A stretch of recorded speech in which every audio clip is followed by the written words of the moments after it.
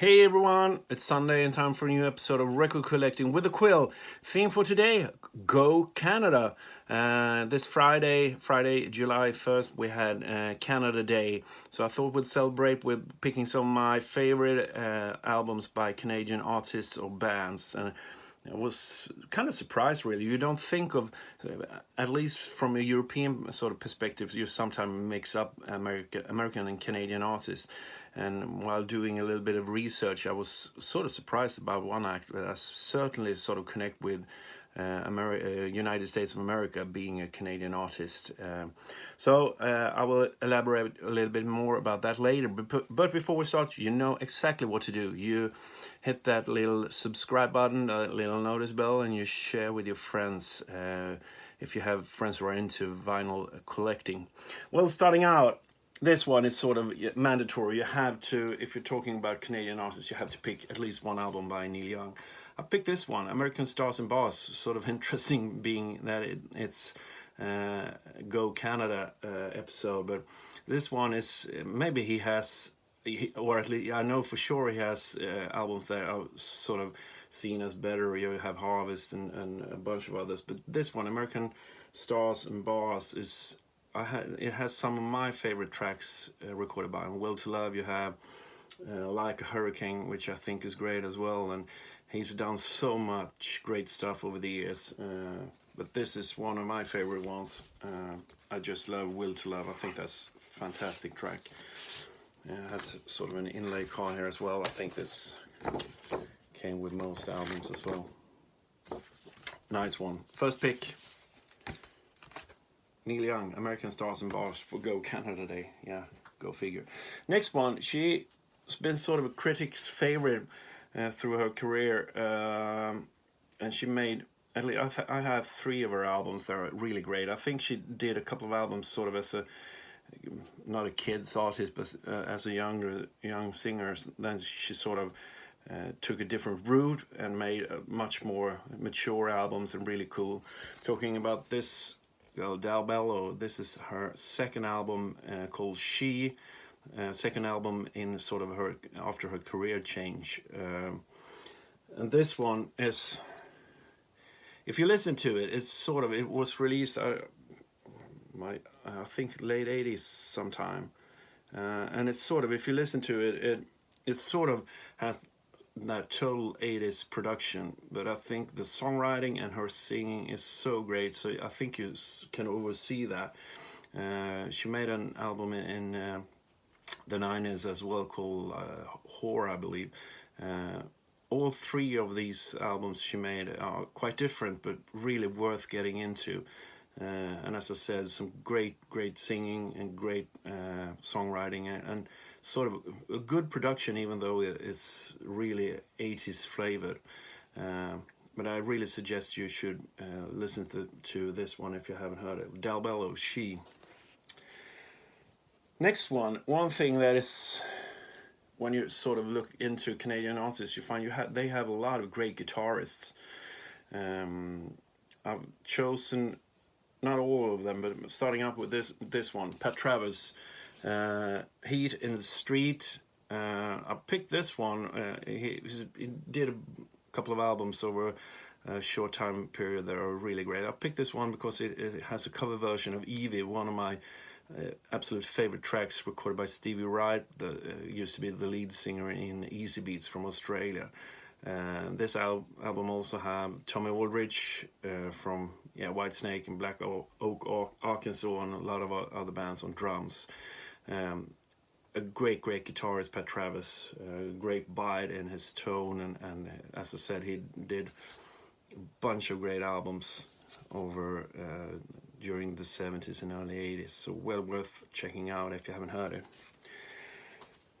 Next one, if you're into beards and you're from, I guess if you're from Canada, you're into that, and from Winnipeg, one of the bigger acts of the 70s, Bachman Turner Overdrive, Not Fragile. They did, I'm quite fond of their first 4 albums, this one being the 4th one, I believe. you know them from the hit single "You Ain't Seen Nothing Yet." Well, I think it's kind of it really doesn't match the rest of the album. That one is quite poppy and sort of, I don't know. You have heard that song 1,000 times, but there's other stuff on this one that's super heavy. The title track, "Not Fragile." We covered that when I toured with Spiritual Beggars. We did that as a cover tune, and fitted perfectly, sort of in the stoner rock genre, that track, and some other cool songs as well. "Rolling Down the Highway." What do we have? Rock Is My Life, and "This Is My Sort of Sledgehammer" is really cool as well, and "Give It All Away." So tons of great tracks on this one. They were huge. You sort of forget how big they were in the 70s. Bachman Turner Overdrive, "Not Fragile." Another one of these famous Canadian guitarists chosen this one, Frank Marino. He did tons of great albums with Mahoney Rush and in his own name, and this one, Juggernaut, I think is probably one of my favorite ones. Once again, fantastic guitar playing, some really great tracks. Strange Dreams, yeah, the title track, Ditch Queen, yeah, he sort of a forgotten here as well. And I know I mentioned Spiritual Beggars earlier. This is one of Michael Amos's go-to guys, Frank Marino and Michael Schenker. Sort of forgotten as well, and I think he's been battling health issues, so he's unable to tour and sort of retired now, which is a shame. But we still have tons of great albums of his that you can enjoy. So next pick, Frank Marino, Juggernaut.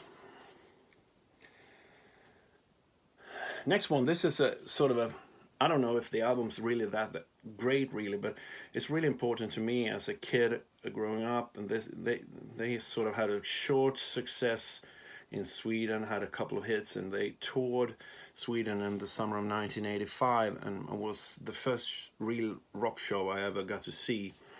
It's this band, Helix, Walking on the Razor's Edge. They had a couple of hits with Rock You and Give Me All Your Loving, or Gimme Some Loving, Give Me All Your Loving is Spencer Davies' group, for heaven's sake. And this is an album I was listening to all the time as a kid, and I listened to it a year or so ago, and it's maybe not that great, but it brings back a lot of memories. And they did a couple of albums. No Rest for the Wicked, the one before this one, I think is maybe a bit better, and Long Way to Heaven, the one coming after, is quite okay as well. I think they're still around, mainly playing Canada. I think they played Sweden Rock a couple of years ago. But they have some great songs, and as I said, this is a personal favorite from a sort of a different perspective. Next one, an act that you really identify with United States of America. You don't think of them as a Canadian band, but indeed they are, except for one of the members, and it's this band, the band. All of them being Canadian except for Levon Helm, the drummer. And I don't know if you really have to, if you have to sort of, if you're into music, I guess at least you have heard about the band.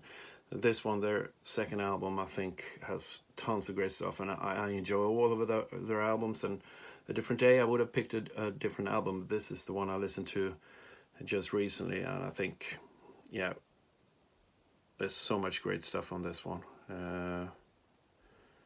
Thinking one of my favorite tracks on this one. My eyesight is getting quite bad, so quite difficult to read. I have to wear glasses, really. But not the obvious pick, maybe, as I said. I mean, you don't think of them as a Canadian, or maybe you do, but at least I don't. So, the band, their second album, The Band. And last but not least, if you're talking Canadian bands, what band are we missing? Triumph? Nah. Is it? You have Joni Mitchell. Well, she's done tons of cool stuff. Leonard Cohen. Well, not really a big fan of his. I sort of respect him as a songwriter, of course, and some of his stuff are great, but I'm not really that familiar. Number one, drum roll, of course, has to be Rush, 2112 is the one I've chosen today. As with the band, ask me any other day and I will pick a different album. But what can you say about this band? One of the greatest acts ever from sort of every perspective, sort of the playing, the songwriting, and the whole career is sort of the way they did things. They certainly did things their way, which I think is one of the reasons why they are so respected by everyone. And it's a shame what happened to the band. I think they could have stayed around for a lot longer. I saw them a couple of times during the last years, and they were still as great as ever. So yeah, as I said, what a great band they were. And it's a shame with Neil and everything, but that's the way life goes. So my last pick for Go Canada, Rush 2112. Now, of course, I want to hear what are your favorite Canadian albums by Canadian artists or bands.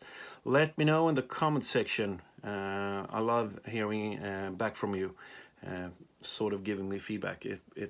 It's why I do this. It's no reason sitting here all by myself, talking to myself. It's the sort of connection between you, the viewer, and me as the source of information, or whatever you want to call it, that sort of makes all this worthwhile. So please comment. Also make sure you follow us. It's the QUILL Sweden. We're sort of having a little bit of vacation now. We had to unfortunately cancel. We were supposed to play Norway on Friday, Canada Day, but we had to cancel. One of the guys is not doing too well. It's nothing life-threatening, but it was enough for us to cancel the show. But hopefully we'll be back soon. And as I said, a little bit of vacation and then time to write the next album. Well, that's it for now. It's time to... I'm gonna go rehearse with a different band now. I'm doing some side stuff during summer, so it's time to pick up the bass and head for the rehearsal room. But see you all again next week with a new subject. It's vacation time, so maybe it's something in that vein. We'll see. Cheers for now. See you all again next week. Bye.